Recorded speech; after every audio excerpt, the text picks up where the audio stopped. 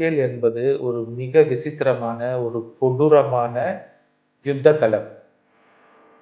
அவரை சரண்டர் ஆகுங்க, எங்க கிட்ட வந்துருங்க அப்படின்ட்டு மத்தியில் ஆளும் பாஜக கூப்பிடுச்சு. அவர் அப்படியே பாஜகவுக்கு போயிருந்தாருன்னா அவரு இதே செல்வாக்கோட அங்க இருந்திருக்காரு.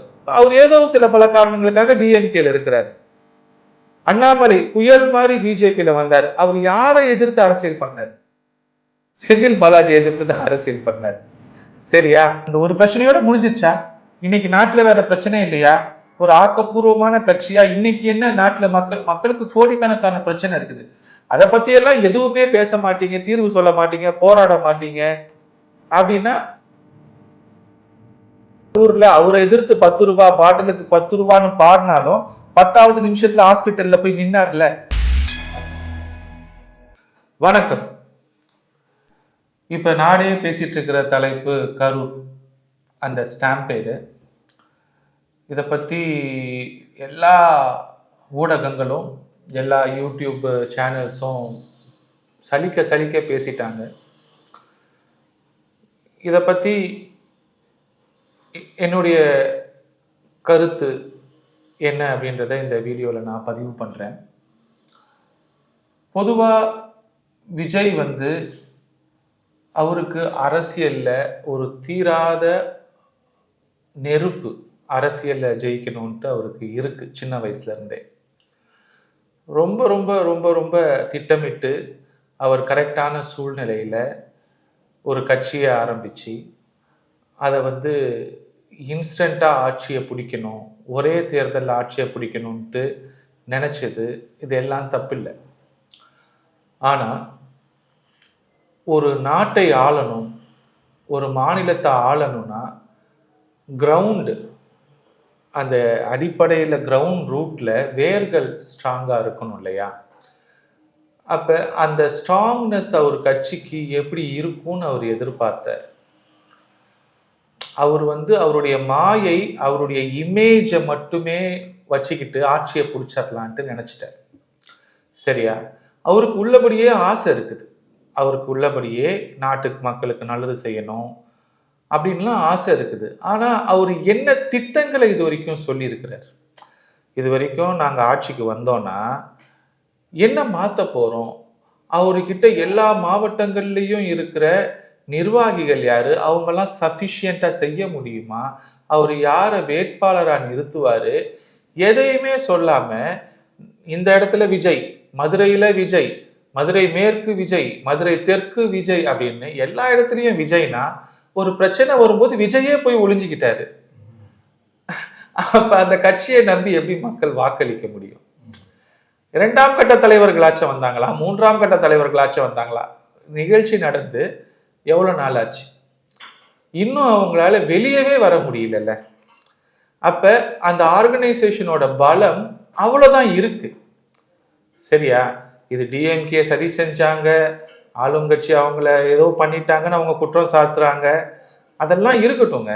அது எல்லாத்தையும் நம்ம மறுக்கிறதுக்கு இல்லை. அரசியல்னாலே என்ன வின் பண்ண வரியா, நான் உன்னை தோக்கடிக்கிறேன்றதுதான் அரசியல்.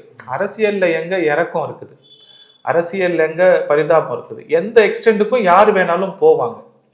ஆனா நம்மளோட பேஸ்மெண்ட் என்ன அப்படின்றத நம்ம புரிஞ்சுக்கணும். இப்ப விஜய் இதை புரிஞ்சுக்கணும். அப்ப நிதர்சனமான உண்மை, இந்த இன்ஃப்ராஸ்ட்ரக்சரை வச்சு அவரால் எப்படி ஆட்சி அமைக்க முடியும்? இப்ப ஏடிஎம்கே மாதிரி டிஎம்கே மாதிரி கட்சியில எல்லா இடத்துலையும் 10 மாவட்ட செயலாளர்களை உருவாக்க முடியும். அவங்க நினைச்சாங்கன்னா ஒரு மாவட்டத்துல ஒரு மாவட்ட செயலாளர் இல்லைன்னா அந்த பொசிஷனுக்கு 10 பேர் வருவான். 10 பேரும் அந்த மாவட்டத்தை கட்டி ஆளக்கூடிய கெப்பாசிட்டியில இருப்பான். விஜய் கட்சியில அந்த மாதிரி யாரு இருக்கிறா? யாருக்குமே அனுபவம் இல்லை. சரியா? அவங்க கிட்ட எப்படி நம்ம ஆட்சியை கொடுக்க முடியும்? புதுசா வரவங்க ஜெயிக்க கூடாது, அவங்களுக்கு அந்த கத்துக்கிட்டாதானே பண்ண முடியும், அதெல்லாம் ஓகே தான். அப்போ ஒரு மனிதன் தன்னை மட்டுமே ப்ரொமோஷன் பண்ணி அவனால எதையுமே செய்ய முடியலையே. ஒரு சின்ன இன்சிடென்ட்னு தான் இதை சொல்லுவேன். ஜெயலலிதா முதலமைச்சராக இருந்தப்ப சுனாமி வந்துச்சு, எவ்வளவு பெரிய பேரழிவு, எவ்வளவு பெரிய வர்தா புயல் மாதிரி ஏடிஎம்கே கவர்மெண்ட்ல கொரோனா மாதிரி இதுல மக்கள் செத்துக்கிட்டே தானே இருந்தாங்க. அப்போ ஒரு பேரிடர் காலங்கள்ல ஒரு அரசன் பிணக்குவியல் மேலதான் ஆட்சி செய்யணும். ஆட்சின்றது சாமரம் வீசுறது கிடையாது. ஆட்சின்றது மக்களை பாதுகாக்கிறது. அப்போ ஒரு பிணக்குவியலின் மீது எந்த ஒரு பேரிடரின் மீதும் கதி கலங்காம நின்று வேலை செய்யணும். அப்ப எப்படி உங்களை நம்பி நாங்க ஆட்சியை கொடுக்க முடியும்? சரியா? அப்ப நீங்க பழகணும், உங்க இன்ஃப்ராஸ்ட்ரக்சரை உருவாக்கணும். நீங்க இந்த எலெக்ஷன்ல நிக்கிறீங்க, தனிச்சு நிக்கிறீங்க, 234 தொகுதியில நிக்கிறீங்கன்னா உங்களால நிச்சயமா 234 தொகுதியிலையும் ஜெயிச்சு வர முடியாது, ஆட்சியை பிடிக்க முடியாது. அடுத்த எலெக்ஷன்ல காணாம போயிட்டீங்கன்னா என்ன செய்வீங்க? அப்ப அரசியல் என்பது இன்னைக்கு நாளைக்கு ஆட்சியை பிடிக்கிறது கிடையாது. It takes time. 10 வருஷமோ 5 வருஷமோ ஆகணும். கிரவுண்ட்ல என்ன வேலை செய்யறீங்க, மக்களுக்கு எந்த இடத்துல நிக்கிறீங்க அப்படின்றதுல தான் வித்தியாசத்தை மக்கள் எதிர்பார்க்கிறாங்க. செந்தில் பாலாஜின்ற ஒரு மனுஷன் எடுத்துக்கோங்க.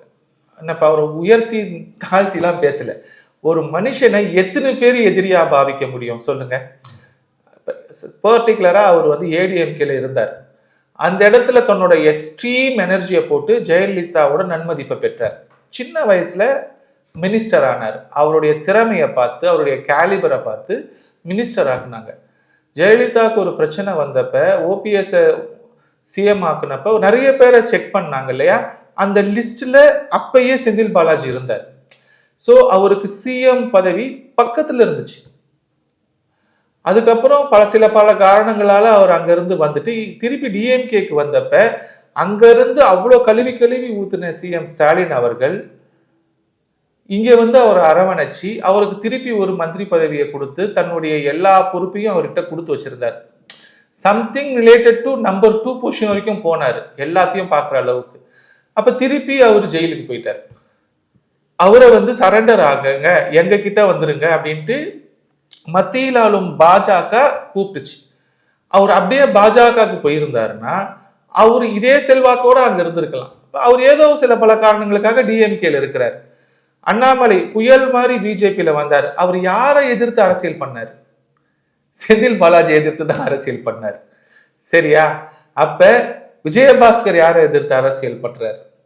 அப்ப ஒரு மனிதனை மத்திய அரசு, மாநில அரசு, புதுசா வந்த விஜய் வரைக்கும் எதிர்க்கும் பொழுது அதை எல்லாத்தையும் தாண்டி அரசியல்ல ஒரு மனுஷன் நிக்கிறான்னா அவனோட கேலிபர் என்ன? சரியா? இப்ப நான் யாருக்கும் சப்போர்ட் பண்ணல, நான் விஜய்க்கும் சப்போர்ட் பண்ணல, நான் செந்தில் பாலாஜிக்கும் சப்போர்ட் பண்ணல, இவங்க தான் அதை நடத்தி கொண்டுட்டாங்கன்னு சொல்லல, அவங்க தான் இதுக்கு காரணம்னு சொல்லல. நான் சொல்ல வர்றது என்னன்னா, அரசியல் என்பது ஒரு மிக விசித்திரமான ஒரு கொடூரமான யுத்த களம். அந்த யுத்த களத்துல உயிரிழப்புகள் நடந்துகிட்டே தான் இருக்கும். அதனால சோர்ந்து போறதோ, அதனால வீட்டில் போய் உக்காந்துக்கிறதோ, அடுத்து முடிவெடுக்க முடியாம திணறதோ எந்த வகையிலையும் நியாயமே கிடையாது. விஜய் ஓய்வு எடுத்தது போதும். Vijay has to come back. What is your next action plan? எப்படி மீண்டு வர போறீங்க? எப்படி உங்களுடைய தொண்டர்களுக்கு உற்சாகத்தை கொடுக்க போறீங்க? நேரடியா போக முடியல, அப்ப உட்கார்ந்த இடத்துல இருந்தே உங்களுடைய திட்டங்களை வகுக்கலாம். ஆன்லைன் மீட்டிங் போடலாம். இப்போ prime minister Narendra Modi India ஃபுல்லா டிஜிட்டல் மீட்டிங்ஸ் நடத்துறாரு, அவங்களுடைய நிர்வாகிகளோட பேசுறாரு, டெய்லி அறிக்கை கொடுக்கலாம். கருணாநிதிலாம் டெய்லி அறிக்கை கொடுத்தாருல்ல, அப்ப நீங்க உங்களால ஒரு அறிக்கை கூட டெய்லி கொடுக்க முடியாதா? கரண்ட் சிச்சுவேஷன்ஸை பேச முடியாதா? எதை நம்பி உங்ககிட்ட ஆட்சியை கொடுப்போம்? எதுவுமே பேச மாட்டீங்க, மக்கள் பிரச்சனையை பத்தி எதுவுமே பேச மாட்டீங்க, சினிமா மாதிரியே நடத்தீங்கன்னா மக்கள் பிரச்சனையை எப்படிதான் நீங்க ஹேண்டில் பண்றீங்க? தினசரி நீங்க பாக்குறீங்களா இல்லையா? அந்த ஒரு பிரச்சனையோட முடிஞ்சிச்சா? இன்னைக்கு நாட்டுல வேற பிரச்சனை இல்லையா? ஒரு ஆக்கப்பூர்வமான கட்சியா இன்னைக்கு என்ன நாட்டுல மக்களுக்கு கோடிக்கணக்கான பிரச்சனை இருக்குது, அதை பத்தி எல்லாம் எதுவுமே பேச மாட்டீங்க, தீர்வு சொல்ல மாட்டீங்க, போராட மாட்டீங்க அப்படின்னா what nonsense is this? So வாங்க, களத்துக்கு வர்றதுக்கு வர முடியலன்னா கூட இப்ப டிஜிட்டல் பிரசன்ஸ்ல ஏதாச்சும் பண்ணுங்க, உங்களோட பிரசன்ஸை நீங்க காட்டுங்க. அப்ப அமைதி எதுக்கும் பதிலாகாது. சரியா? அமைதியா இருப்பேன், வந்தா நான் மாஸ் கூட்டத்தோட தான் வருவேன், இல்லைன்னா யாருமே வேலை செய்ய மாட்டாங்கன்னா 2ஆம் கட்ட தலைவர்கள் 3ஆம் கட்ட தலைவர்களை வளர்த்து விடுங்க. ஒரு மாவட்டத்துக்கு ஒரு பொறுப்பு அதிகாரி மாதிரி ஒருத்தரை வளர்த்து விடுங்க. அவர் அந்த மாவட்டத்தோட குறுநில மன்னர் மாதிரி வளரணும். அதுதான் டிஎம்கே ஏடிஎம்கேவோட சப்போர்ட். சரியா? மக்கள் நீதி மையம் தோத்து போனதுக்கு அதுதான் காரணம். கமலஹாசன் சோபிக்காததுக்கு காரணம் யாரையும் வளர்த்து விடல. சரியா? அப்போ ஒரு கட்சியா நீங்க வளரணும்னா ஒரு மாவட்டத்துல ஒரு சாலிட் பர்சன் இருக்கணும். அந்த மாவட்டத்துல எது நடந்தாலும் இப்ப எப்படி கரூர்ல அவரை எதிர்த்து 10 ரூபாய் பாட்டிலுக்கு 10 ரூபான்னு பாடினாலும் 10வது நிமிஷத்துல ஹாஸ்பிட்டல்ல போய் நின்னார்ல. அது அது பிளான்டா அன்பிளான்டா செகண்டரி.